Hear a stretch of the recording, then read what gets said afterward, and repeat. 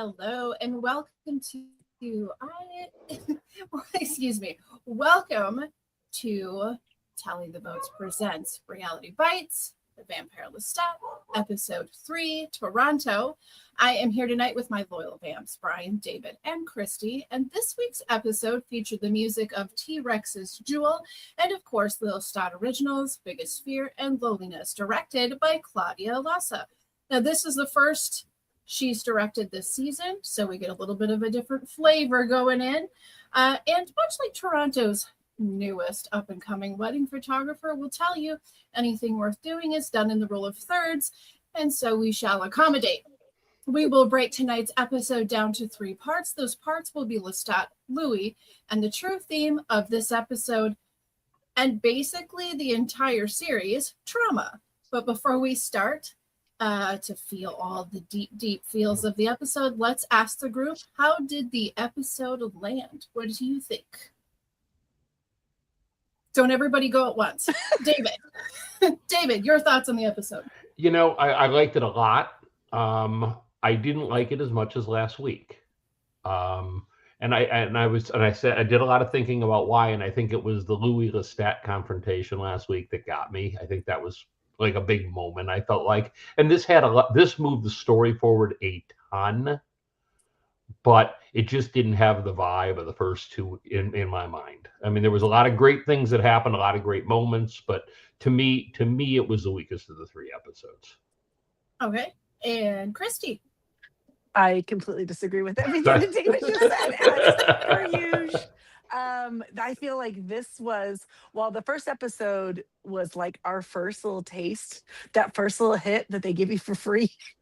You know, we were like, oh my God, we need more of this. We need more of this. The second episode for me was a little less, for the reasons that I stated last week, only that there were some things that they did that or didn't show from some of his backstory that I was like, that could have been cooler.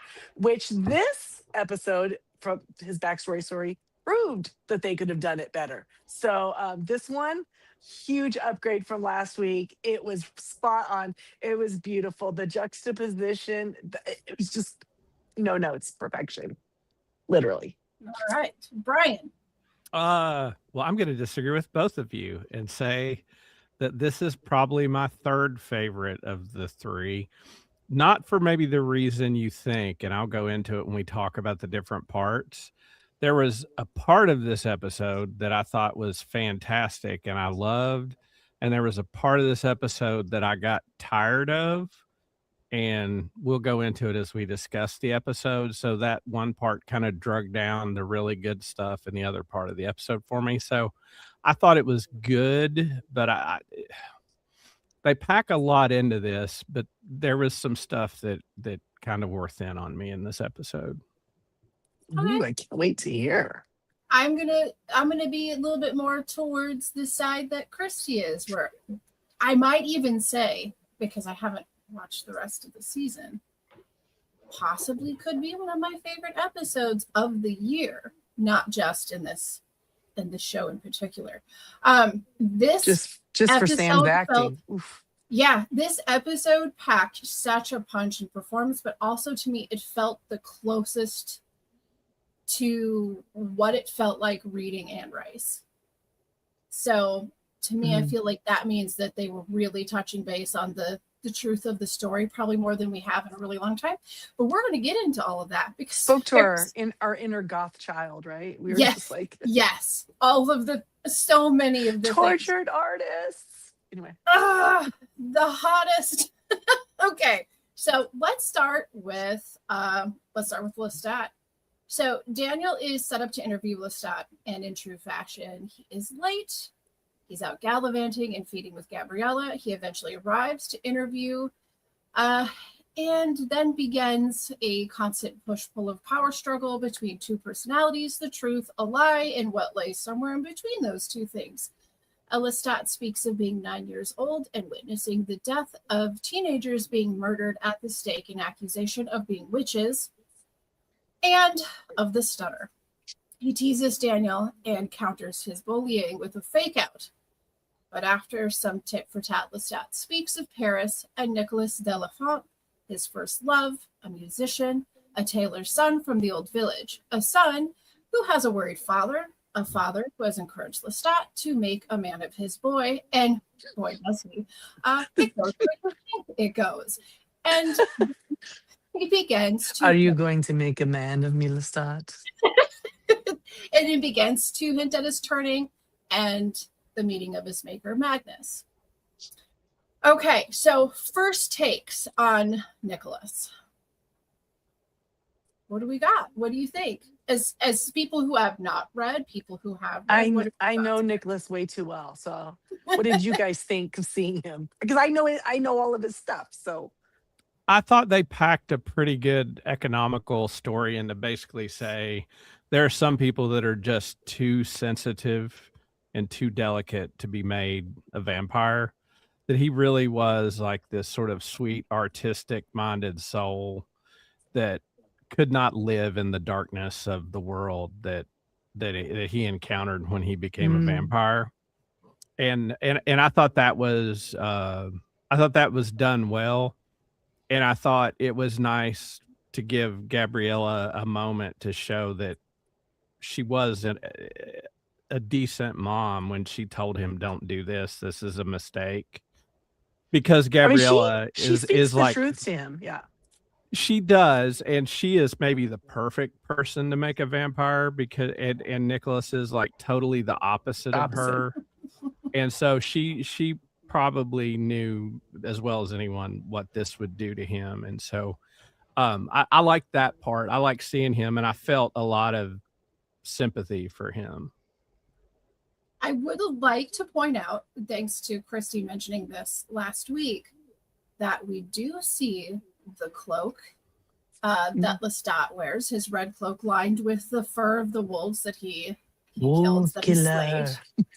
And also I'd also like to point out the softness that Sam Reed has when he is still Lestat mortal. Human form. Yeah. Yes. And a credit to his acting. Obviously, his eyes are softer; they're less harsh, of course. But there's just something about him altogether that's just more malleable and soft, and young, close. naive. It's still his youth, right? He's 30, but he's not 280. So yeah, he's not callous. He's not cruel. He doesn't play with his prey. It is just. Here's a guy trying to make it in the world, and I feel like in the very beginning of all of this, his love for Nikki was very true. David, what did you think? I like the story. I like where it went. I not reading the books, obviously, I was shocked when at his reaction to being turned, and that was interesting. I felt as a character, as a portrayal, very meh. I didn't feel. I mean, where Sam Reed just exudes magnetism, he didn't exude anything to me. Well, and David, there's a reason for that little bit of time, right? There's a reason for that. Christy will understand. Also, other people out there that are Duran Duran fans will understand. It's the hair. It's the hair. He had Andy Taylor hair. Sorry, Andy, you're got a guitar, buddy, but that was an Andy haircut. My take on this, they did a really good job of kind of portraying Nicholas. The difference that they kind of like changed the timeline a little bit because they had made these guys older, because Lestat is not 30 when he's changed in the books. He's in his, 20, 21, like his prime or whatever. And he knows Nicholas. He's a boy from the village, right? Yeah, of his dad's subjects. After the wolves are killed and his mom's nursing him back, right? She said that they have taken the pelts. They want to honor you. They want to do something. Well, that was Nicholas and his dad. Basically, his dad's the tailor, makes that cloak. Nicholas helps his dad. His dad wants him to be a tailor. He thinks this is like so stupid. Get your head out of the clouds. You cannot be a musician. You need to be a tailor, right? It's a good job. You can feed yourself. All of the things that which would be a normal reaction for a father in that time period who was a tradesman. Absolutely. You can't go live your life this way. You're not going to be able to make a living. Right. Meanwhile, Lestat's still stuck at home. He's now the wolf killer, and the town loves him, and he's being heralded there. But his family's still shitty to him, still totally jerks. And they meet and they start talking and they find out that they kind of like jive on the like things they say. You know that first time when you get somebody smart and you're drinking and you're young and you're like you start having those like philosophical conversations and you're like, oh yeah, they're really making me look. You know what I'm saying? We've all had that situation in our late teens or whatever. This was him, and that's why they fall in love. They feel like, oh my God, we're the only two that see the world the same way. They decide to leave their families and escape to Paris. He's going to be a musician. Lestat's going to be an actor, and they go there together in the book. So you get a lot more time to get to know Nicholas. And I'm going to say right now, and I don't know if you guys caught this, it's Nicholas's fault. I mean, it's kind of Lestat's fault that Nicholas goes mad because they're fine. Definitely. Everything's fine. Everything's fine. He disappears one night out the window, right? Comes back, acts like nothing's happened. He's clearly a vampire now. And he kind of like reads his mind. He gaslights the shit out of him. And he's like reading his mind. He's doing all these things to him that he can do now because, you know, he's not good at hiding that he's a vampire yet. And Nicholas is literally like, what would you do in that situation? It would make you lose your mind. How long was he gone in the book, Christy? Like 3 nights, I want to say. So it's interesting. He didn't have to learn all of that. Whereas like Louis had to learn all the vampire tricks. And Daniel has learned none of them. Like Magnus gives him very small instructions and all his money, and then pieces out.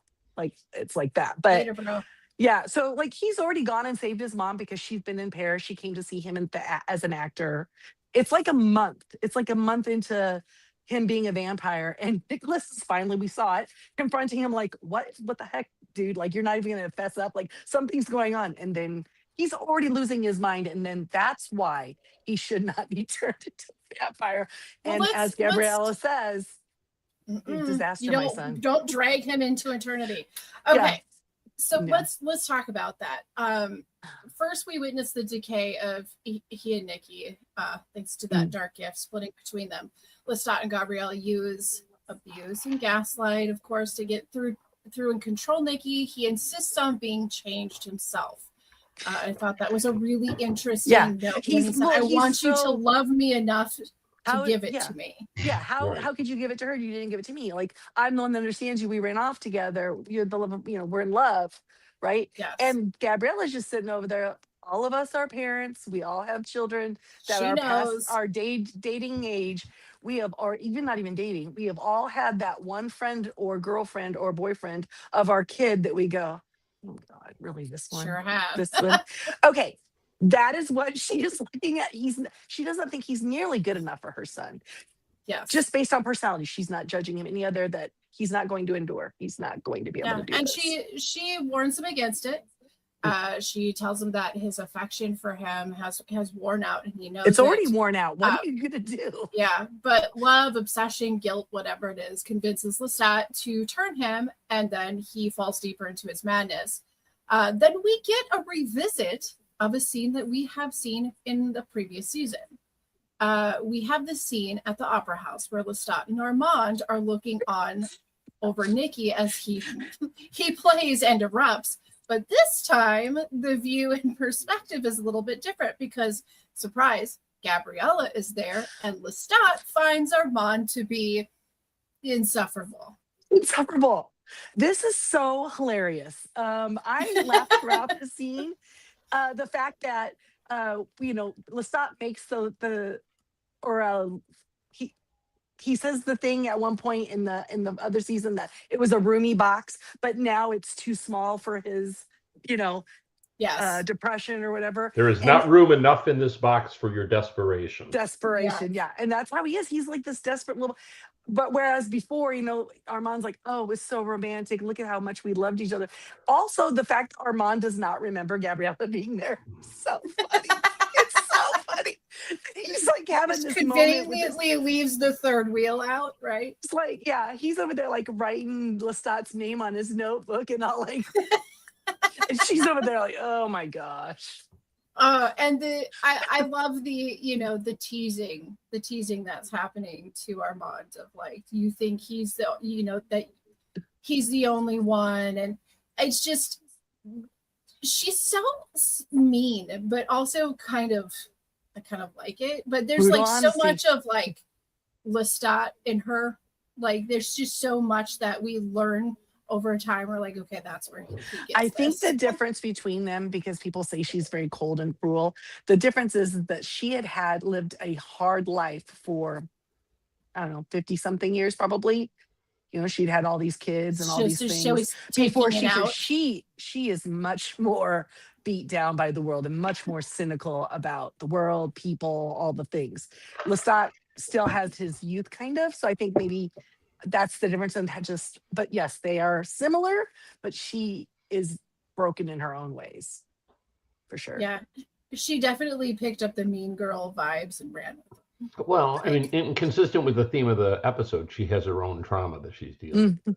Yep. Yes. That Yes, kind she of does. colors her actions. You can't run Little away bit. from it. You got to deal with it, They might have wrote a song about it. especially if you don't deal with it for 100 or 280 years. Come on now.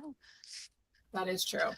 So, all right. Now, Nikki's spiral into madness is going to continue after witnessing Nikki cut off his own hand. It's certainly known that between the three, Nikki's days are at an end. One, I thought it was really interesting, the hand lopping, because it's almost as like it signals like the one thing that he had at the time that Lestat probably still loved was his talent. And his ability to play that instrument just went into the fire with his hand, essentially. And see, Right, because that's when Lestat really reacted when he threw the hand into the fire. He didn't react when he cut it off. Because they could have put it back on Right. and his body would have just fused up, but it would have re-sinewed together. Yes. Thrown in the fire, that's gone. Because as It's we all gone learned, now. limbs can live off of the vampire's body for some time. Yeah. Well, that's it. We got to get back to that later because I have a thought on I that. told you there was some experimenting going on from Dr. Marine. Thank you. And as Lestat tells the finality of Nikki, he says that Armand pushed Nikki into the fire, killing him. We're going to come back to that scene later. But Yet another change from the book, right, Christy? This is one of those highlights that I have that I really did want to address the difference in the book versus. Okay. So Lestat, after his disaster of Gabriella, she leaves Paris at some point. She was, whatever. And She went beyond. she's like, I really wanted to go right away. There's things I want to see. Come on. She's only sticking around because he's got these attachments that he can't let go from his human life. And now he's brought one of them over and oh my gosh. But now Louis gone. So but Louis was not gone. He leaves and makes Armand take care of him, literally, not take care of him, not that way. Just like he leaves just like he does, he sets the thing up with Roger so that they can have the theater, they have some money, they're all set up to keep running the theater, and Armand is supposed to take care of Vicky. It is later that Armand sends him a letter letting him know that, sorry, bro, but Nikki didn't make it. We had to put him down. Which is what we saw in the Theater of Vampires, because remember when they're in the crypt room, there was a crypt with his name on it. So we all thought he was in there, but maybe he's not. I don't know. We'll see. Depends on who remembers, I guess. Okay, before I move on to the next grouping here, Brian, do you have anything that you want to add to the Nicholas tragedy of I think probably the thing that's most telling to me is his first love was a musician, and now in present day he's a musician, and he makes the comment when he first hears him that I probably wouldn't be impressed now that, Not that with what his he out- did his- was pedestrian. his ears, no, yeah. Yeah, my ears are better. But it's like it really makes you think, like, did he get on the path to become a musician because of his love for this man? And is that where that sort of was the seed that germinated within him, that's why he's where he is today? And his love is the music. Maybe he loved Nikki because of the mm, music, yeah. rather than loving the music because of He Nikki. and that is a common thing. He does love music throughout all of the books because I mean, he wrote that song for Lestat or for Louis back in New Orleans when they were back there, right? Even though he had his lover do the Brought him some recording of the records, you yeah. know, when he was trying to make up with Um, them. but like he's always interested in music, and you saw he jumped on the piano and played and stuff. Like he is a musician, and he can. I think with his preternatural gifts, he can kind of have like a little more talent, probably. I don't know. And Yeah, now he has memory a and better stuff It's like gift. that. it's Yeah, easy to get your 10,000 hours in when you're immortal. I that's mean, That's let's true. absolutely, absolutely. And if you're done with one, I guess you pick up another one, right? I, But I did. they read books basically like this. So imagine learning, songs and stuff would be. But that is a common theme for him. He is absolutely an artist. He is an actor, a musician. He's very creative. I did have a question for you, Christy. I was Yeah. watching something on TikTok today, and the guy who did the video said that in the book, the coven actually started the fire, and that he went willingly into the fire. He pirouetted into the fire, is the way she described it. And what she thought was they changed it because they couldn't show that on TV. Oh, maybe. Because Or it was literally suicide. Yeah, self. oh yeah, he But I was mean, very we suicidal. saw He's like Louis hacking off pieces of walk his out into body. the sun too. So Yes. And no, I mean he's hacking pieces of his body off.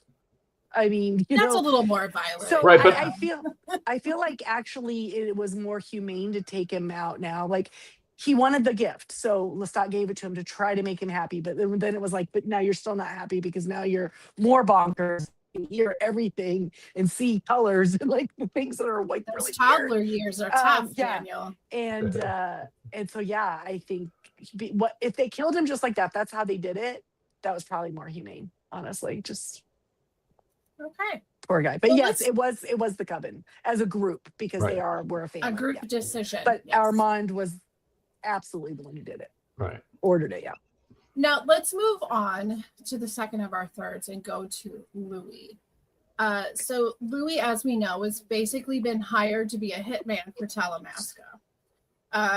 Well, they kind of want the vampires to control baited the him and vampires. do yeah, Talamasca. I'm not sure. I'm not sure I like that characterization of his motivations, but Yeah, okay. they baited him. They Yeah, were like, I mean, "Hey." it was manipulation 101, which Yeah. honestly, if we had He the don't need rules the of money. fourths, it would be its own category. But manipulation going into trauma is definitely something we're going to talk about moving Yeah. forward, because that is the constant push and pull of PTSD and trauma, and watching victims reestablish the things that had happened to them over and over and over again. So Louis now is on the hunt for killer, and he's in a little bit of a quest to end his guilt and his suffering and the hole that Claudia's death left in him. And he finds the lair and one by one removes his threats, starting with Jar Jar. Yo, was that not the most Tarantino-esque like scene? Especially with the possum. Yeah. Yes. You shoot another possum, bro? You know what? This is the thing. You have somebody who has for seasons been like he doesn't like to make victims. He doesn't like to create victims. He doesn't like he's a vegetarian. People.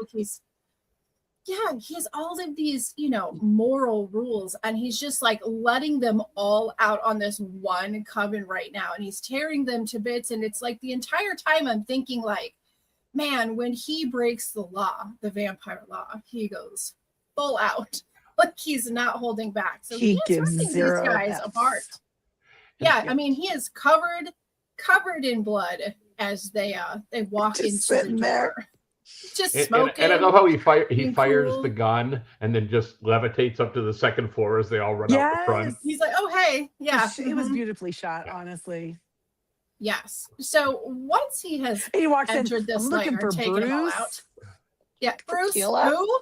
You got the wrong address, buddy.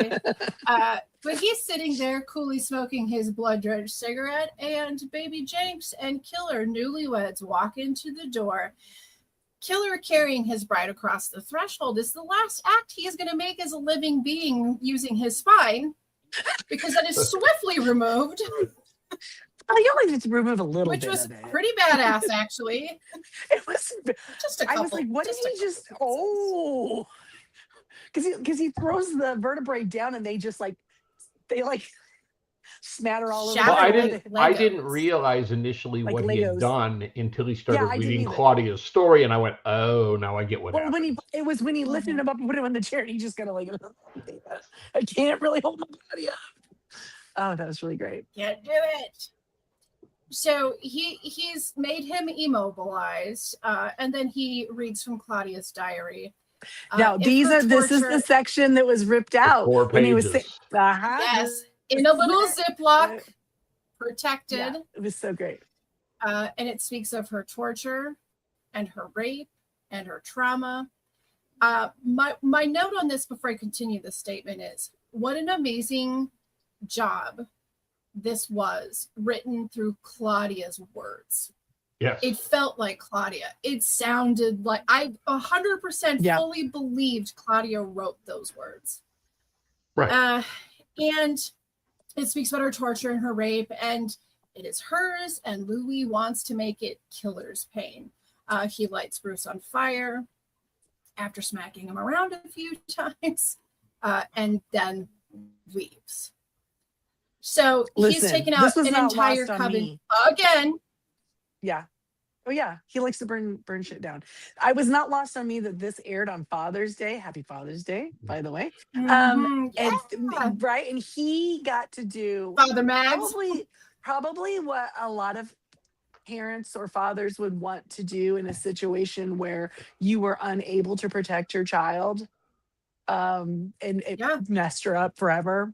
And then you're able to track that. You get word that person, I'll go down there and visit him.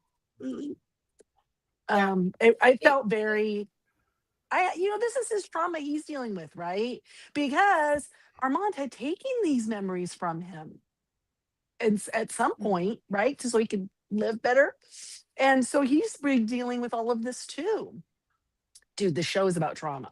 It's not a love story. 100%. I mean, there's so much. I love this part because he's dealing with the trauma directly, and Lestat is dealing with it psychologically, and Louis is getting to face this person and deal with it hands-on.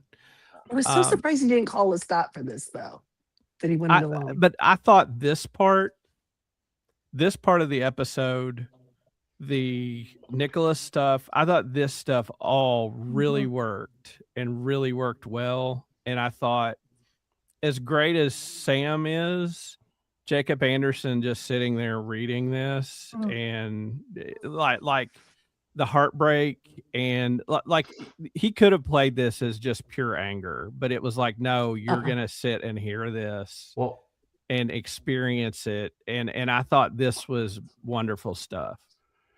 And what he did to this coven it's like is very similar to what he did to the Paris coven. Like it was just a continuation of his vengeance for what was done to Claudia. Now, this coven, though, had been doing some dastardly deeds around town. They really they kind of stepped out of line. They really need to be taken care of. And that's kind of similar to the But Louis doesn't go there if not for the Bruce Claudia connection. Absolutely. Exactly. He's only there for one reason. I'll take out the trash while I'm there. But unlike Lestat, Louis lets the humans go. He does. Lets him take his car. Yes. Yeah. But I love it. Called him an Uber. Yeah. But when Bruce calls him, when Bruce starts figuring out who Louis is, as he's starting to we have a mutual friend, and he's like sitting him down, and he starts talking, starts reading it, and he starts figuring out, because this bastard's probably done it to a bunch of girls. This ain't the first one, probably. Well, that was his reaction. I didn't do nothing that bad. Yeah, it wasn't that bad. But when he goes, "Oh, Daddy Lou,"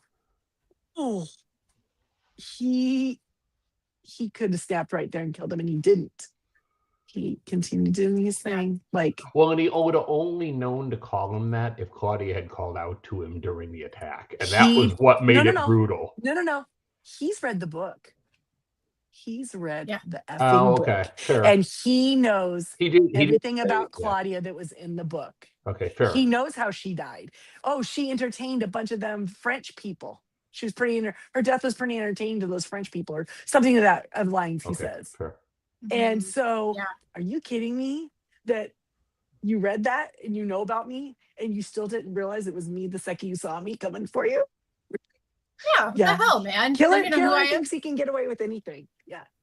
Oh. I think that another really important part about this scene, and I'm jumping just slightly ahead, but I really think that the creative decision to use Claudia's words describing her attack on top of the visual of watching Lestat's attack and abduction and turning was so powerful, because we have these two different characters that throughout the first season definitely and the second season there is this like spitefulness between the two of them, right? Like they can't ever just be close. There's this sense of resentment consistently, and then to have these two voices and these two experiences happening on top of each other, and they're so violent and so upsetting. Well, it gives new perspective to it. Was he being a dick to her, or when he got her on the train, was he trying to scare the bejesus out of her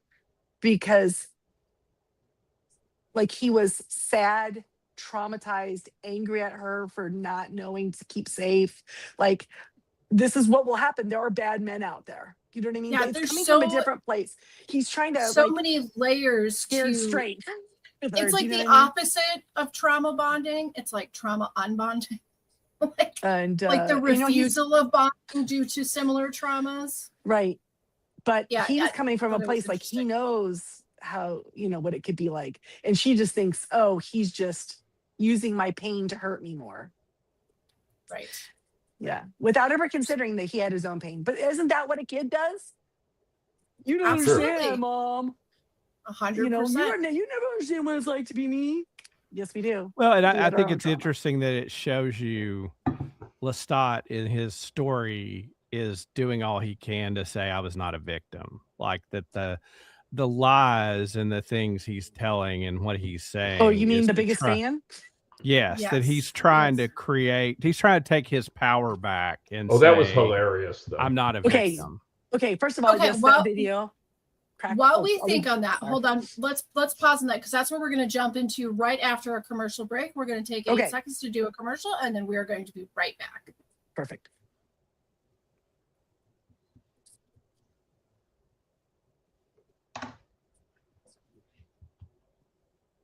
Okay, we're back. And we're going to go right back into the part of the story that is Lestat.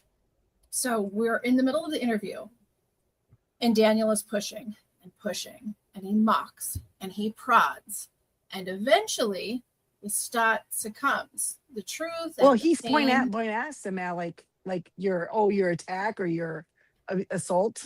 He calls it out as an assault. And he's everything that Daniel does when he asks a question. He did it with Louis too, but it's like he's hungrier to do it with Lestat. It's like pulling a scab. I think he's always pulling something back and like trying. It's like he's trying to hurt. He's trying to invoke the reaction that might get him the truth. He's. There's a reason why he wins because it worked awards. with Louis. Yes. It worked with Louis. So it does not work with Lestat. We get the entire truth Lestat tells him in a very, very moving scene and moving dialogue. The truth of Nikki and his death. Yeah. And the sound of his body in the fire. And that thing with the mouth and the O, that's from the book. And it's so the blood tears were on point. It was gorgeous. It was so good. It was because you can see his eyes welling up, and I was like, how are they doing that? Making it look like that's Like you could see it like glistening, Yeah. like tears, but they weren't red, and then they were just a little red, and then as they came down, they were red, but like didn't leave a red streak. Oh my gosh, sorry, It was beautiful. I fangirled a little bit there because we knew that's a thing. Yeah. They don't blood piss because they don't piss, but they blood cry. So here we get to see it. They Yeah. blood cry. And Daniel thinks that, of course, like he thinks that he just won it all. We got it. It's like it's almost like I love Daniel. I love this character so much, but in that moment, the way that he's like fiending off of this reaction, it's gross. It's like you want to push Daniel away a little bit and be like, dude, ew. Like, calm down. Don't this be so is the obvious part about it. this episode I hated. Okay. I hated the way Daniel acted in this interview. I thought once he got the reaction from Lestat, he would pull back and show some empathy. And the problem I have with it, he's been on a bus with him now, according to Lestat, for 6 weeks. And he's sick of it. He is so sick of it. He's so angry about it. Well, but he is, but because he hasn't been able to crack him. He's saved him in the hotel. They have built like this rapport that's completely absent from this interview in a way that I felt was not realistic for a good journalist. A good journalist builds rapport and then tries to shake you up and then reestablishes rapport. And I felt like he just was on the attack the whole time. Like, okay, I get it. Does he stutter? Like he mentions that like 6 times in this episode. He's mentioned and it all 5 times the episode before, and 5 it's times like the it's like books, too he much. Does not stutter. That's not a thing. So I couldn't figure out why he's this harping is on I it. have a theory. I hated. I have a theory about that. By the way, Was it rainy? I've not like that. seen anything. I have not seen anything that confirms this. This is just a theory. But do you know, like when somebody gets hypnotized and they use like a code or a phrase to like make them do a certain action?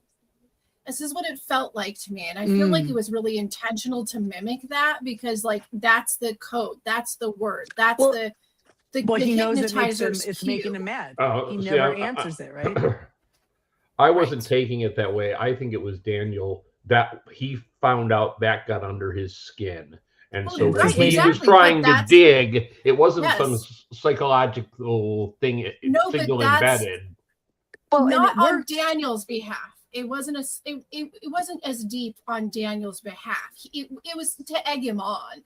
Yes. But as a writer, it feels like it's very similar to that. Like, what's the thing that you can do that can trigger somebody? And that's he found the soft spot and just kept pounding on it, which is what he does. But I think there's something to the fact that he did it to Louis for an entire season. Yes. But not so without empathy, kind of like calling him on his bullshit, but not really because I think Daniel liked Louis. I think it's disliked different. Armand, I think it's because at least he was initially, human. and I think hated it's because he was Lestat. human. I think it's because he was human and had a little sense of fear that he was in a vampire's lair.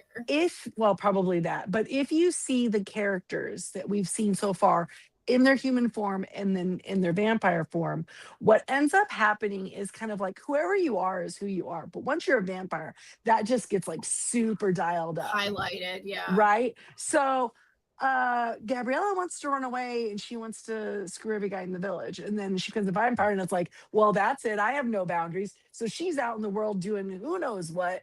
Lestat was a little vain about himself walking around with this coat and he was an actor and people were liking him. And then he became a vampire and now he's like this super I'm sorry, just imagine Sam Reed swishing in his cloak. Yeah, because it's like the way he walks in those calfskin boots, man. Okay, so you know what I mean? So I think the same is for Daniel, right? Daniel he's an investigative journalist, and now he can read people's minds. So he's kind of like the best investigative journalist of all time at this point, right? And if that's something in him that he likes doing, he kind of likes breaking people down and getting their story out.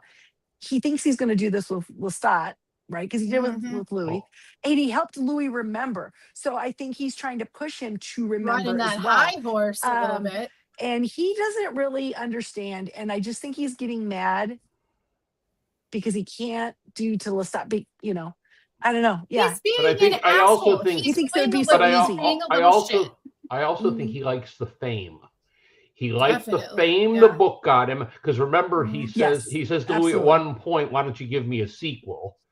Yeah. And then Mhm. he brags about he's going to take the documentary to Cannes. I've won 2 Pulitzers. I'm taking this Yeah. to Oh, Cannes, right? he's gotten So very cocky. right, because Yeah. he He likes was already cocky. he likes the adoration his art is giving him, no different than Lestat. So Yep. maybe Yes. part of his disdain for Lestat is it's a little bit of a mirror. In Mhm, other words, their art is different, but the vanity's Sure. the same. Well, and I think Sure. that remember that his kind of when he was in Dubai, his thing was kind of like, I'm a whatever he said his age, year old Yeah. man. When they were like, oh, you're different, whatever. And he was kind of like pushed back on them. He's like, I'm dying already. I'm Yeah, I don't sick, care if I'm you kill old. me. I don't really care. I just want to get this story. So he's always kind of been kind of bold that way. And I think he was really pissed off that Lestat made him wait, that he didn't show up on Well, time for their thing. yeah, he was being He's like yeah. all like, yeah, very like upset about like, you're not taking this seriously. You're not taking me seriously. Well, I and I is think what- that Daniel likely I saved you even. Aren't we bros now? And Yeah, Lestat's just I like, saved I'm you. not giving it to you.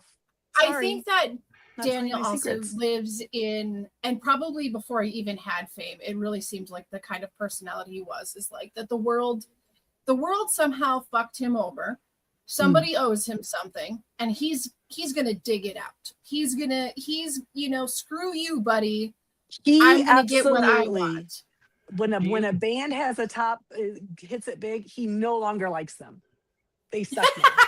He moves on. I never liked that band. They suck now. They Sellouts. suck now. I like their old stuff. Well, like their first album. As icky as it all was in this situation with Lestat, the jokes on Daniel, because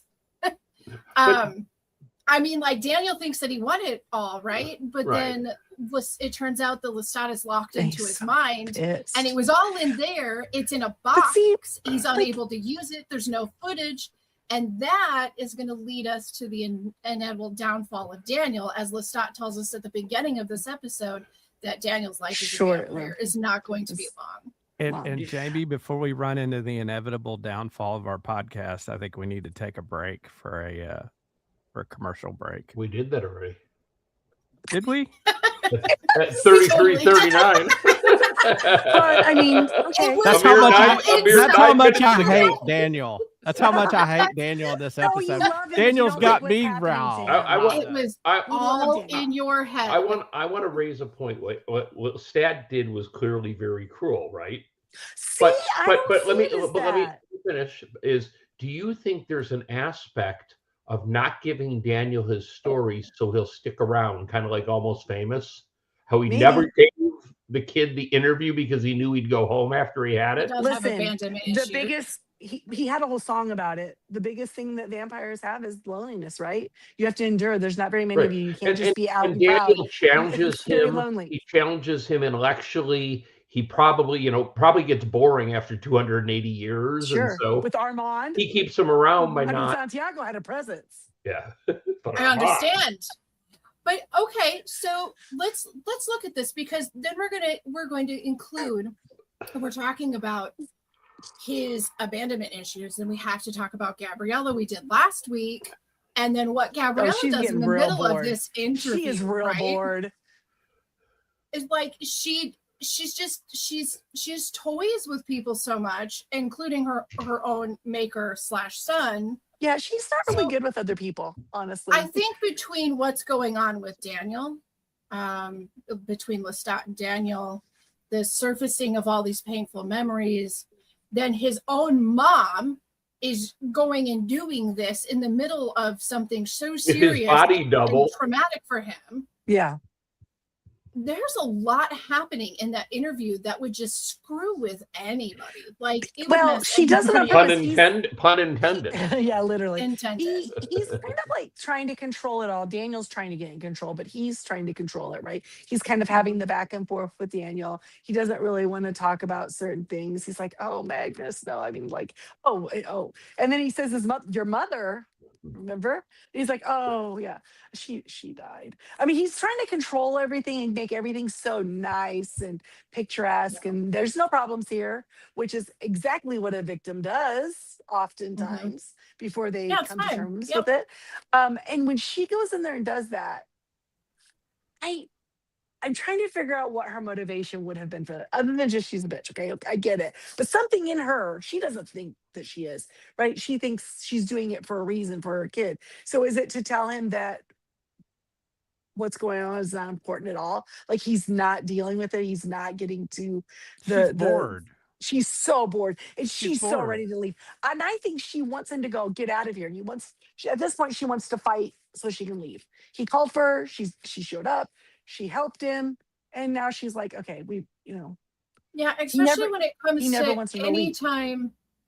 anytime Lestat shows any semblance of human emotion, she gets the ick. She's like, dude, I can't do this. Or she laughs at him, one or the other. Is that Yes. to harden him up because she thinks he suffers too much? Is she trying to do that, like, tough it up? I think Be a she's just man. uncomfortable with it, and that's how she deals with it. She either pushes it away or laughs at it. And we do have to mention, like, the sex in the bathroom. David Cronenberg, the director, would say to the actress, "Can you dial it down a little?" No, that was on purpose, clearly. That wasn't real. That was obviously her. Yes. Come on.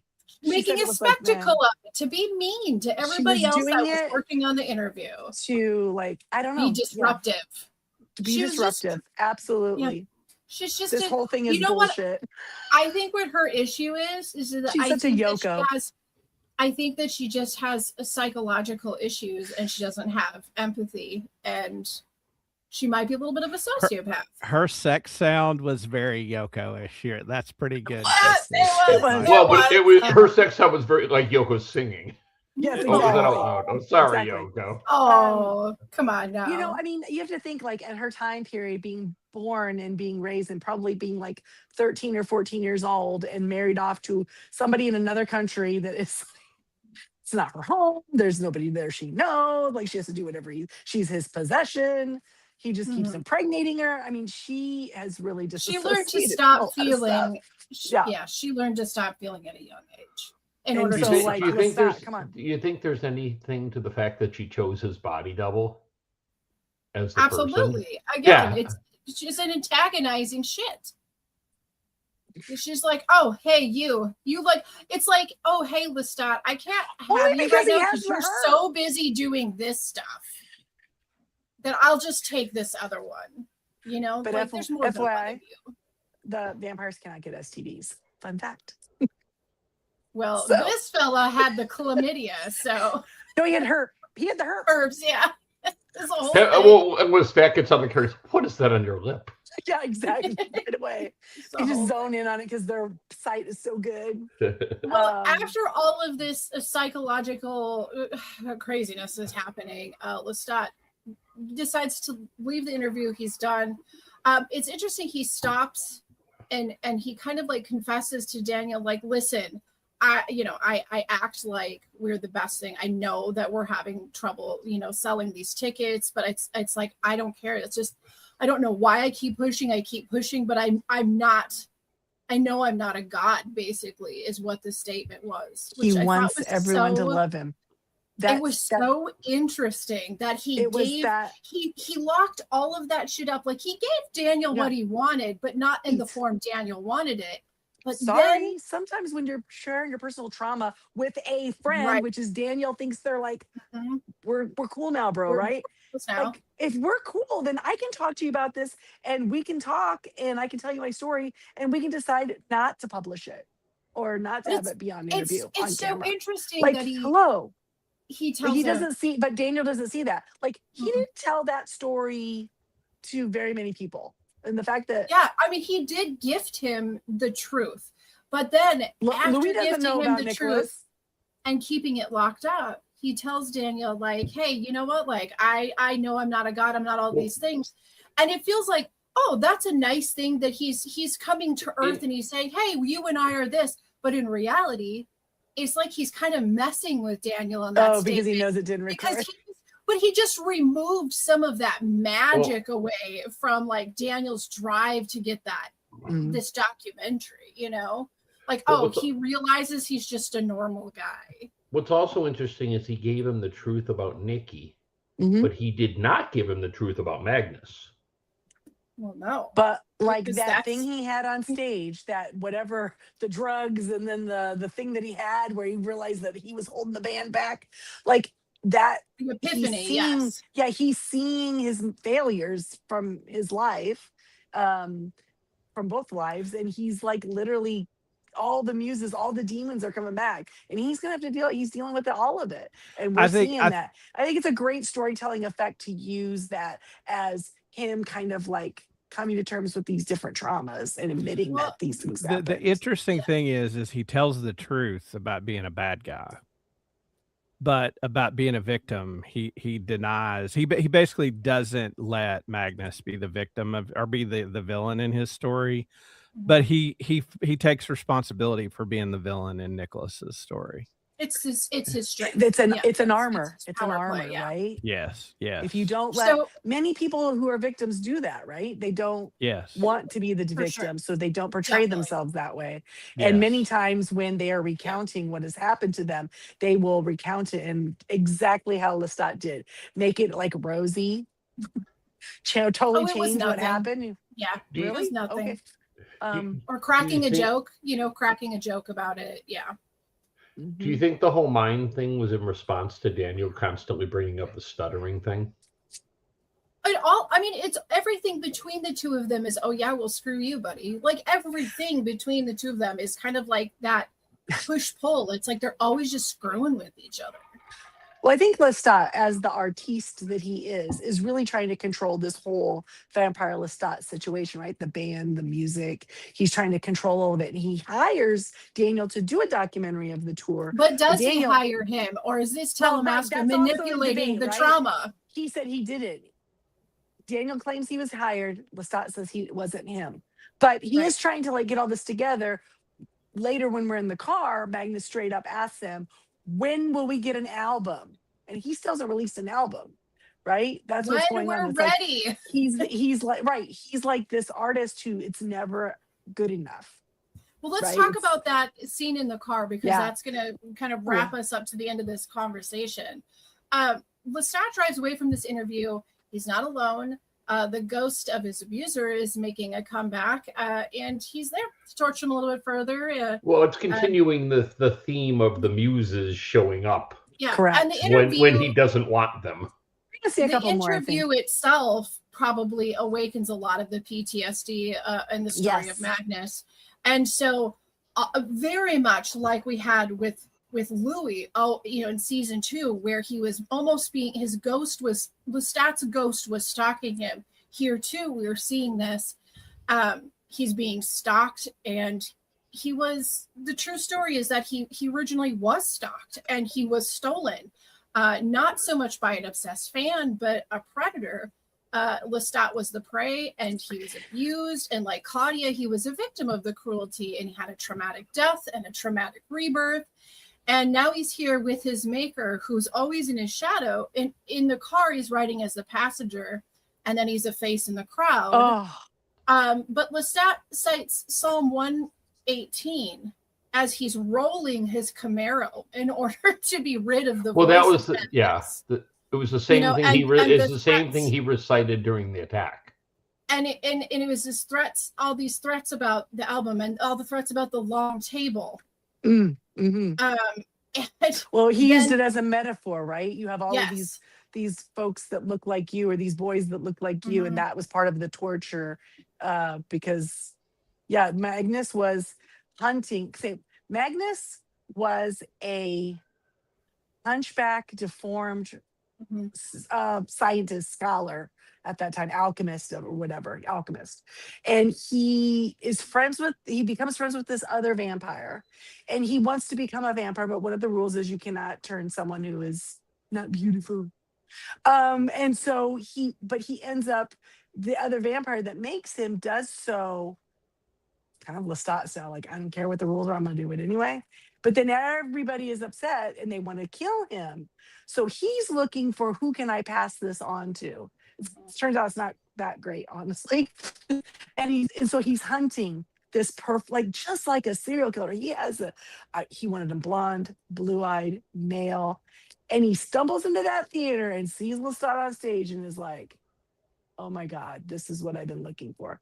He's already got the dead boys back in his castle, in his tower, right? That all look, he drags Lestat there, and Lestat says that he sees all these dead boys that look like him. And he just leaves them there and just keeps, So yeah, he's a special kind of crazy himself.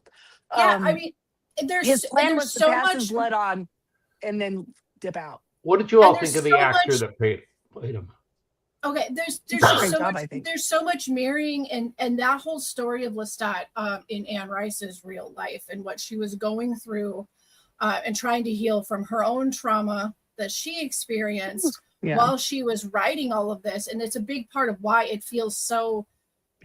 It's so icky and close to the truth, when you have somebody who has been victimized in very specific ways, sometimes they grow up to be the predator themselves, and they continue that victimization. They go and find a prey exactly which was what they were, and it so you get that piece repeats of their itself. self back. Yeah, it's very twisted. It's listen, it's not a great thing, but yes, she made beautiful art out of it instead. And yeah, I mean, her words are beautiful. I think there were many lines from this episode that were taken straight from her writings, especially the Nikki stuff. And her words are just really beautiful and poetic. And she really is. She's kind of a goth girl, for real. But Well, and it's interesting. Girl. In maybe a less flamboyant way than Lestat might have done it himself. It's taking something that's just disgusting and raw and painful and dirty and putting a bow on it, making it presentable. And for many people, it's like, if they can make it presentable to themselves, then they can process the trauma. But some people have to try to make it presentable to the world and never really process right. it. I mean, think about the human beings that live, I don't know, human being lifetime, 80 years, never dealing with things that happened to them in their youth, right? They don't want to look at it. They don't think about it. They just push it away. And then you have Lestat. If you're a vampire, it doesn't make everything okay. You know what I mean? You still are messed up. And if you still got to deal with your stuff. And just ask Nikki. He'll tell you. These interviews are kind of like therapy for them, honestly. We're kind of seeing them having to deal with their shit. Yeah, absolutely. And as you stated earlier, David, when he rolls that Camaro, I did not catch that Toronto crumbles in the background. So it was right before that. He's driving the Camaro, and you see Toronto and the spire. I think it says something like, I think there's another, you're listening to the failures, whatever, as he's driving by the scenery, the skyline is in the background, and they give that, and you see the tower start to spire. First it goes dark, and then it crumbles. And there's some speculation on that. What do you think? There might be some things. And we close the episode. Well, not quite yet, but we end up with him on stage, and he's performing Loneliness, which, I mean, like, come on, okay, that's like Jermaine Clement level, like that song. I love that song, but it could have come out of Flight of the Conchords so easily. For me, it seemed like I liked it a lot, but I felt like they were 1000% channeling Prince Rogers Nelson in that. And the way he hit those notes, because usually it's so most good. of the songs, yeah, he doesn't sing in that range. He doesn't sing in that. No, beat, it's so good. Both songs in this episode, I love. One was so like 80s video, pop video. Yeah, I thought that song kind of sucked, but I thought it was supposed to suck. I thought that was the whole point of it, it's right? It's so funny. I love it. Honestly, it's you know what it is. You know what it's like a Billy Idol like love song, right? Like, or like, sick and twisted, but love is love to the person who's feeling it. Love is love. Love. Yeah, I really adore both I the like songs. this, and I thought this final section worked because it was like this was like his exorcism of the ghosts, and his mom and Magnus both walk out the door of the club, and Yes. he's Together at returning the same to time. music, not for fame, not for anything Because he other loves the than music. like he loves music, and that's sort of his exorcism moment. And so I thought this ending was really effective, and like them walking out the door is almost like the fadeaway you'd Oh, and see. then he if somebody stops. just- He stops singing, and then he says perfection. Yes. Yeah. Right. Yeah. Whereas on the opening thing, he said that was shit or something Right. like that. Oh, that was shit. So do you think that was Gabriella leaving? Was that her peacing out? Goodbye? I'm not sure she was actually there. I'm not sure that she wasn't amused at that moment. Honestly, I would be okay if she left as long as she's ready to come back if he needs her. When they assemble the it's Justice needed. League, I hope she comes But back. what's interesting enough is that really should have been, that should have been the end of the episode, yet it was not. It was not. There And were I'm what, gonna tell you four right now- scenes, right? Well, we have one more. We end up in Ohio. No, we have Louis scene. And then Louis we seen in the have- car. Well, okay, And then- we and have then we we have have- Louis. you Yeah, know, we have the one Louis. that Louis in the Emotionless diner we got to available. talk about. Oh no, but I was gonna He's- say the one earlier where he's talking to Lemuel, and they had said that Lemuel was emotionally unavailable. Yes. Yeah. Yet he calls to check up to make sure he's okay. Yeah. Are you coming home? Did it Lies. go okay? Yeah. Lies. Always lying. Okay. Then instead of going home, he goes to the diner. He can get some coffee. Yeah, and he sees Claudia and the waitress. What is it? The stone and the brick and bacon. Yeah, and brick and bacon. bacon. Which by the way, there's no restaurant named that. I looked. But I'm gonna tell you right now, I bet you they're better than First Watch. No, definitely better than the Waffle House, but And now a Yeah. word from our sponsor. So what was her name? What was her name on Regina. Regina, Regina. which means queen Queen. in Latin. Yeah, Uh, Regina.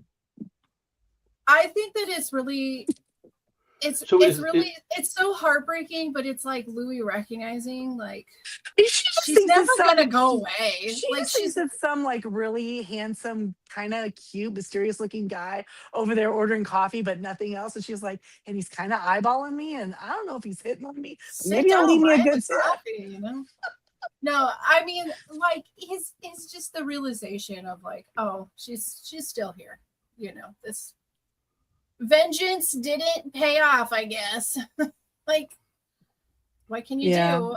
But that's hope still he coming finds to it's still some coming closure to for some himself. kind of term, right? Like some understanding within himself. Like he didn't seem like he was angry or overly emotional about it. Well, I hope that he understands it was not just him, because he's held so much guilt himself, but it wasn't just, he didn't help, but he wasn't just him that screwed her up. You know what I mean? Like it was partly him, but it was other people too. Yes. So. He had his part to play. But then, David, what were you gonna say? Okay, yeah, David, what are you gonna say? I guess I'll let you talk. Well, no, I was just simply going to say there in the preview, they showed Regina back in the preview. So there's got to be more to it than that, because I thought to it was, is he just seeing her and everybody now? What was kind of the message? Louis sees ghosts, so like that's. So is that kind of like his muse? Like. I think she's just a real person that looks a lot like Claudia, because they say that there's not an infinite amount of faces in the world, and if you scramble them together, you're gonna get that face again, right? He's just gonna see her wherever he goes. And so if you live long enough, you're probably gonna run into someone who might look like somebody you knew once upon a time. So. Once upon a time. And speaking of recognizing faces, we land ourselves at the end of this episode in a little town in Ohio at an AA meeting. Monroe, right? Monroe, Ohio, of all places. No offense. You don't want to get stuck there. At an AA meeting where we meet Alex, and he's talking about the band he was in. Oh my gosh. Really starting to take off. Oh my God. He was whining so bad, right? And they're perfect accompaniment. If you haven't heard of him yet, you're gonna hear about him really soon. And You're gonna hear about him real soon. have to I just watch keep him He was do like good he was without like me. channeling Pete Best in the mid '60s. Yes, 100%. He was But having this is- FOMO big time. But you know what? If Pete Best has had this conversation with some people, But who It- else? Who it else strike- was sitting in that meeting, that AA meeting of okay, all he was not people? sitting there. He was not sitting there. I rewound that thing 4 times. When they're zooming in Okay. on it, I even counted where he's supposed to be in the ring around, because as they go around as you're coming in, he was not sitting there. He was to not begin there. with. And then they do the Okay. switcheroo, and I was like, oh, because it would have been maybe too obvious. We would have recognized him right away when they were pushing Okay, it on him. Because listen, this is what my thought is when I see him. My thought is not, oh, what is Armand doing? Or, oh, what is Armand gonna do? Ooh, what's the plot line turning to? It's you cannot This tell gremlin. me you're all sitting in this meeting and this dude appears with glowing gold eyes, and you're not going, what the fuck? Now that you know what vampires look like, Like Alex, this Are guy you is not loaded? like he's not chill looking. His eyes are practically aflame. They are so Correct. gold.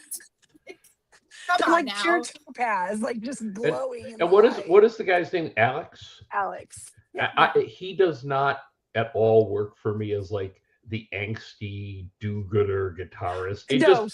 Like he should be an accountant as the way he's playing you know the role. what he is? He's like Ross on Friends. Like He's like the He's like- talent. He's not even that cool, frankly. No, I mean, Lestat says he's the talent of the band. So maybe he's the raw musician, but he has like no stage presence. Like he himself that is charisma's not. not there. I mean, Larry has more stage presence than Like than he's Alex. all Like they- music theory and no Yeah. music performance, right? yeah. And he's The musical so, scientist. and he's like trying to be straight edge, and he's like, He's got the ideals. vegetarian now. Yeah, I too." mean, goddamn him for going to an AA meeting, you straight edge weenie. You goddamn man with Get more back This is to rock the and fiber roll, than man. a- Get out of that No, no, AA no. room. Well, No, first he's of all, was at it the an AA AA meeting complaining or that an he's not in the NA band. meeting? Because It was AA. It was well, AA.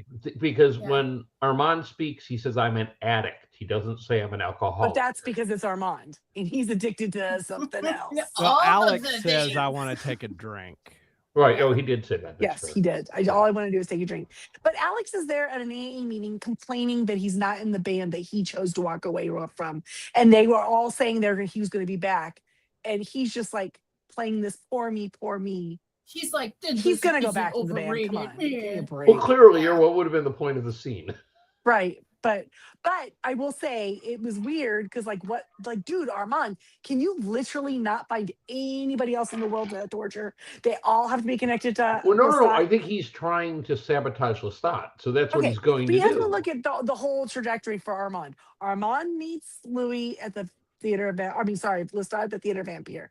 He has the boyfriend Nikki, and then because of everything, then brings them all in, lets them all come in, and so Nikki's always there, and Lestat and Armand's like, and your mom's here too.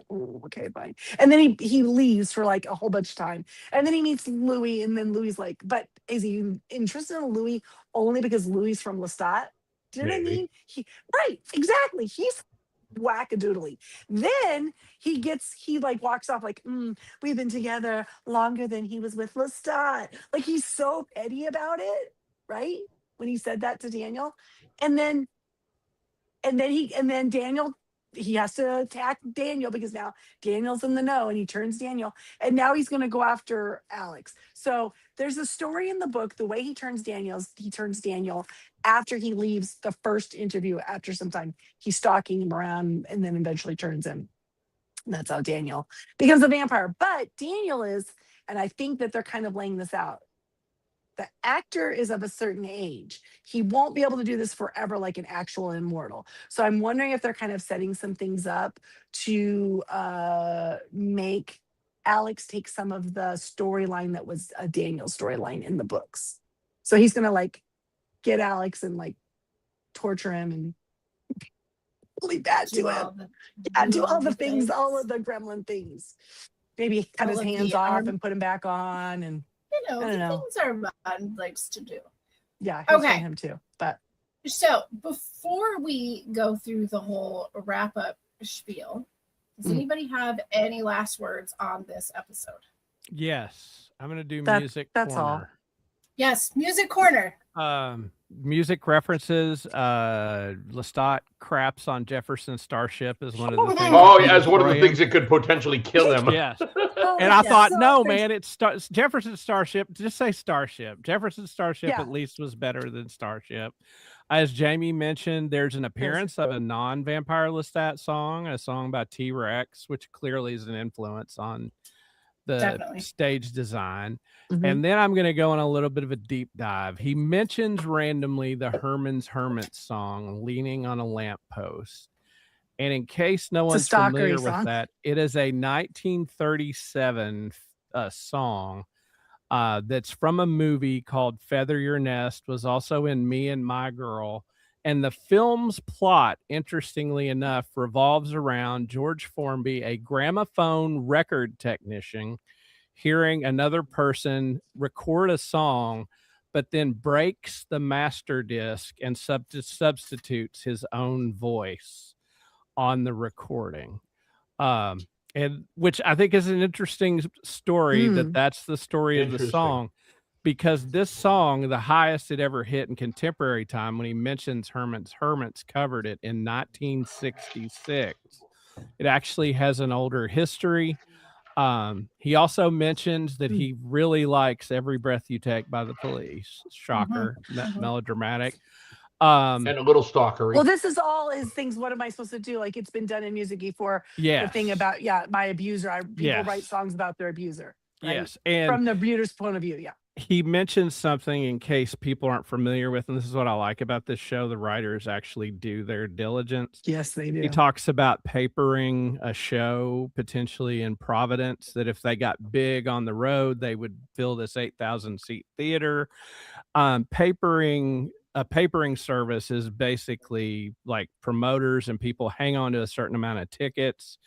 And if you get close to filling a room, they'll try to give the tickets away to insiders and important people and famous people to get them there at the event, to make Right. it more of an event and fill the house. It's why often if you check the day of a concert, sometimes you can get a really good seat, because some of those seats that have been held in reserve will be released right before the concerts. But that's a papering service. Final thing in looking at the pairing, both Lestat and Louis in this episode kill newlyweds. Yes, they do. Yes. Okay. You know what? I didn't like that Lestat and his mom did that, because that is not Lestat's hunting style. He always goes after predators. He hunts predators, you know? So are you saying that Gabrielle is a bad influence? I wonder if Gabrielle, unless they could read their mind and they were doing something really nefarious behind the scenes, but they didn't mention that, because usually that's what they do. They always look for like who's the they want to kill killers. Yeah, we got that from last week's, little team. And so for them to just do newlyweds, I didn't like it. Or is that maybe Gabriella like going like, I'm killing the whole status of like being married and whatever. Oh, she doesn't like raiders, And the way that she said they did it was like they had just met at a speed dating thing and they were already getting they said something like that, right? Yeah. So maybe she's thinking like, you're better off dead, girl. You don't even know what you did. You don't even know him. Maybe. I think Gabrielle just sees happiness and is like, we gotta get rid of that. I'm going to free you from him. Yeah, no happiness for you. You're happy now, but wait 15 years. You know, like she really thinks she's saving him. Yeah. All right, David, what are your final thoughts on the episode? I was just saying there was nothing in the scene that would indicate Gabrielle selected the newlyweds. It looked like Lestat did. And my feeling on that is he's trying to please his mom. Maybe. It's a couple. We can do a mom, no hands. Is that the vampire? No, that's Nicholas, Jamie. Too soon. Well, next week we go on the Devil's Road. Okay, see, this is Alex. I think this is going to be that question, David. Now that we've spoken about it together, you've spoken about it with some, people with certain opinions. Do you like the episode better now that we've discussed it? No, I mean, look, I don't dislike. I don't want you to think I disliked it at all. I enjoyed it a ton. For me, it was the least fun to watch. It advanced the story. There was a lot going on. There was a lot of exposition. It just wasn't as fun as the first. It wasn't as rock and roll. That's Maybe. okay. It's rock and roll's origin story, though. Oh, when they showed him walking in with his shoes, with his boots, hate Yes. me. Right. Great scene. I thought that was a great concert scene again. But I from my own experience, the episode gets better the second watch. I watched it a second time before we recorded tonight. did you? Yep. Good for you. All right. Well, I don't know. David's thoughts are his own thoughts. He has And that's when I noticed the spire coming down. I didn't notice it the first time. Okay. Do you guys watch the after show that they do? Yes. MC this? Yes. Super fascinating this week. If none of you guys watch it, or if any of you don't, and you want to have some more information about the actual songs from the songwriter himself and talk about their song, Definitely. how they were doing it, I think it was fantastic that he was part of the actual writer's room. So as they're coming up with ideas and things, he could just like hop up, and they had rented a house, he said, and they could hop up and he could go out up to his room and like write a little bit, come back with some song. I think that's why these songs are so good. Honestly, he was involved because so many times the person who's scoring a show or a movie or anything, they're kind of like getting the finished product and then scoring against it, you know? And well, so like, he did say that when this all came together, the idea was we want to build moments around the songs. yeah, Like there's books, so there's something we have to pull from, but the goal was to build the moments around the songs rather than have the songs define the moment. And so but they are defining the moment because the songs are autobiographical. They're helping that's tell the natural narrative. harmony of it all. Yeah, no, it's beautiful. They're doing a And great every job. once in a while the writers would say, hey, we need a song for this specific moment, we're going to need you to do something. But for the most part, they wrote around the songs, and he wrote the songs from the book. So From the book, y'all, from the book. Also, for any people who are hating on it that it's not exactly the book, what did you think about this is the best score any TV show's ever had when all's said and done? It's got a lot of good songs. it's pretty great. As like a soundtrack. Episodes before we're gonna Okay, give it but that every crown. song's been a banger. So like at this point, if we have 10 more songs, right, by the end, Yeah. probably at least that. Christy's going on record to say the greatest album ever made. No. I'm saying soundtracks. Do we Screw have you, soundtracks Beatles. to TV shows? Christy's typically? moving in with Lestat. Like there's some seminal like soundtracks from our past, right? For sure. Singles, Empire Records, right? Mhm, Some of the mhm. like Fast Times had a great soundtrack. Scrubs right? had a pretty good one. But TV not as much. Okay, did they release it as a soundtrack? Reservoir Did they? Dogs was a good soundtrack. Movie, but yes, very good. Yeah. Mhm. Tarantino stuff has always got great sound in it. All I the would songs say are current usually really great. day, there's a pretty great hold for Rooster. Has got a pretty damn Okay. great score. But like original The songs, Bear. I'm just saying. No, it's not original songs. Yeah, The Bear, not original songs. Not This original isn't songs, so a league of its own when it comes. It comes might to end up original being songs. like that good, y'all. It that might good. be number one on a list of like 5. Yeah, there's Like There's not many. right above Cop Rock. But the is- idea that they understood that this story had to be told through song. Yes. Oh, I got think it. the commitment's amazing, and probably the thing Oh. that's interested me the most is that the composer has done most of these songs with they tweak the genre on almost every one of these songs. Mhm. Like it's the musical theory and talent into the compositions are good, and the Oh, yeah. camp is not bad songwriting; it's intentional.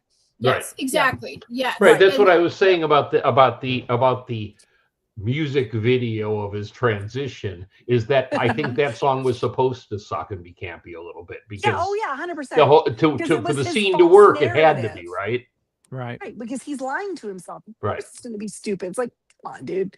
No, I think. Well, it's he Hey, described mean, it as he described Eminem it as did it, Taylor you Swift know. esque. Yes. Sam Yeah. Reed Yes. did. And I feel like the writer Daniel Hart is his name. He is. They interviewed him. He First is of all, so can we talk about how quiet, he has so really shy. fantastic hair? But he's like so quiet, so shy. Yes, he did have fantastic hair. I kind of feel like I think he keeps a couple muses in that hair. I'm probably. But That's anyway, where he he's keeps so them. like, didn't you guys find him like, I feel like he has a inner rock star in him to be able to write Yeah. all of this, but You have he to be able himself to do is it. not that kind of a performer. So it's like he might be living a little vicariously through Lestat as well, because he was very quiet, Mhm. right? I mean, you know, Quite like a reserved. lot of the most talented composer rock stars. I mean, look at Brian Wilson. Like, Yeah. you know, you have somebody who Yeah. can compose. I'm not saying this guy's Brian Wilson, but No, he's obviously very talented. very talented. Yeah.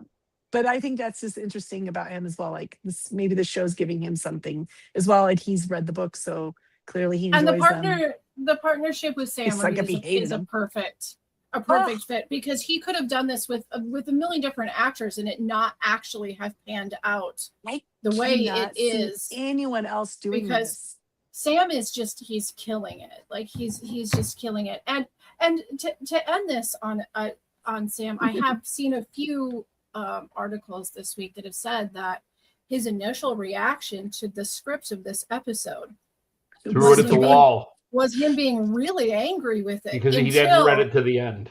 until he got to the end, because he felt like it was just deviating so far from what it was supposed to be.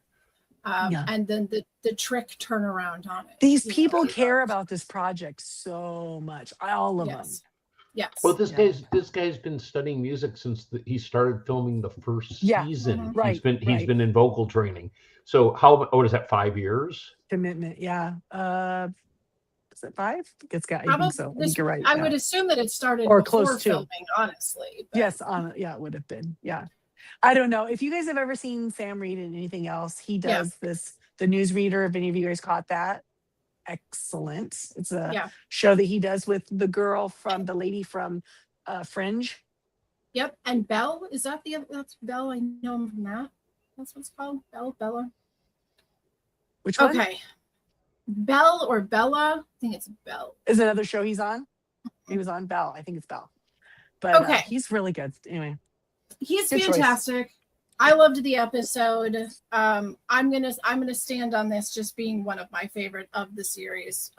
Maybe because I've waited so long to start seeing some of these revelations. Maybe because Sam Reed's acting was phenomenal in these scenes. His Maybe I eyes, really man. liked the cheesiness of the Predator love song. I don't know, but I loved it. I loved this episode so much. So, I loved it, and I loved it when it was stripped away. You know? It's a beautiful yeah, I moment. liked it all. He's done a great job. So now we're going to turn to you and ask you, our listeners, what are your thoughts? If you would like to dive in and, let us know what you're thinking, please do so at tallythefeedback@yahoo.com. Challenge us. Let's go. Challenge us. Let's see what you got. You found us here, but you can always listen to us anywhere you find your favorite podcast at the Jay and Jack Whole Enchilada feed. You are going to find a full assortment of things over there, like the broadcast and the Ramblecast and all of the Tally the Votes coverage of reality TV and more. If you would like to become a Patreon and get the extras, you can by going to patreon.com/JayandJack. And please do not forget to hit like and subscribe. We would love to cover more scripted drama, and your likes will allow us to do so. We will be back next week as we pull our tour bus into, Armand's apology tour. I'm going to get a little sidetracked for a minute. But It's going to be until gremlin then- time. It's gremlin time, guys. But until then, lock your windows and stay out of our goddamn eye line. Take care.